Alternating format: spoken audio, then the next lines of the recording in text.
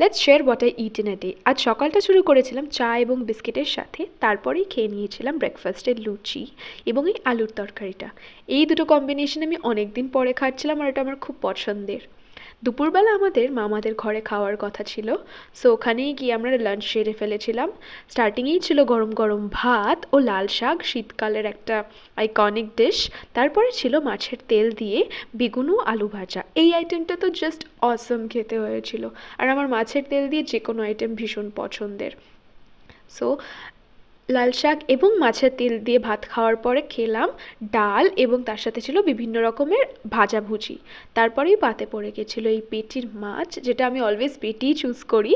আর এটাও খুব ফ্রেশ ছিল আর ঝোলটা এত পাতলার মধ্যে ভীষণ ভালো ছিল। সন্ধেবেলায় কিছু সেরকম খাইনি, ডাইরেক্ট রাত্রেবেলা ডিনার সেরেছিলাম এই এগ ফ্রাইড রাইসটা দিয়ে, একটু হাফ বয়েলড এগ। আর তারপরে ছিল এই চিংড়ির মালাইকারি, যেটা আগের দিনের ছিল গরম করে খেয়ে।